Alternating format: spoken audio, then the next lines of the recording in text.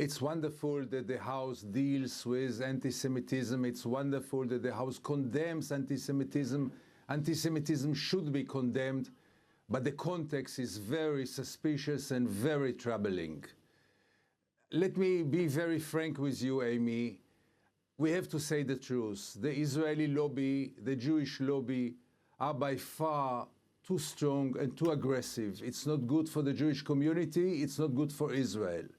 What is happening now is that some kind of fresh air, some kind of new voices are emerging from Capitol Hill, raising legitimate questions about Israel, about America's foreign policy toward Israel, and about the Israeli lobby in the States.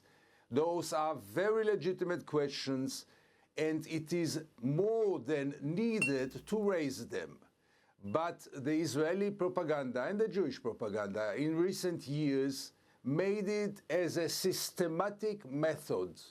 Whenever anybody dares to raise questions or to criticize Israel, he is immediately and automatically labeled as anti-Semite, and then he has to shut his mouth, because after this, what can he say? This vicious circle should be broken, and I really hope that great politicians like Mrs. Omar and others will be courageous enough to stand in front of those accusations and to say, yes, it is legitimate to criticize Israel. Yes, it is legitimate to raise questions, and this does not mean that we are anti-Semites. We are not ready to play this game anymore in which they shut our mouths with those accusations, which in most of the cases are hollow.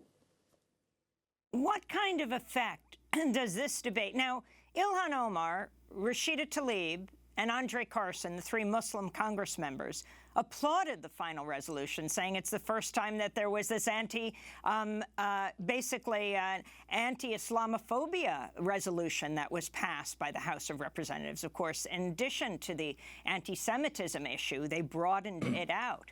What kind of effect does this debate have in Israel? And, you know, you're just about to have your elections.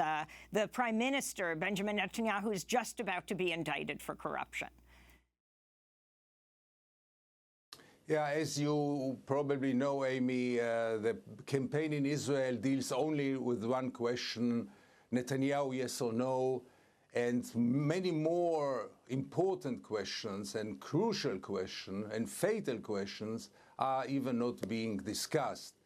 But in any case, Mrs. Omar will be also portrayed in Israel, as in any other place in the Jewish communities, as an anti-Semite, as a dangerous woman, as an enemy of peace, an enemy of Israel, an enemy of the Jewish people. And, you know, the propaganda, this kind of propaganda is very, very efficient. And we just have, I just got so many emails after my last piece, and someone asked me, how can a Jew support such a woman? So I answered him very easily, very, very easily, because she seems to be courageous and she seems to say the truth. And it's about time to say the truth. And yes, Amy, to ask, do we support automatically and blindly the occupation?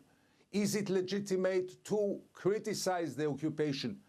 Maybe it is legitimate to handle Israel as South Africa was handled. Maybe BDS is something that we should consider. Those questions are even not legitimate to raise in the United States. And maybe now this vicious circle will be broken and people will have the courage, the guts, and the power to ask questions. Yes, everything is questioned. Even God is questionable. So the relations with Israel is not questionable. I saw the other day a congressman say that nobody should question the relations between the United States and Israel. Excuse me? Nobody should question the relations between Israel and the United States? Here from Tel Aviv, I claim that those relationships are corrupted and are bad for peace and bad for Israel for the long run, because the United States let Israel go crazy, continue the occupation, do whatever it wants, and get this automatic and blind support.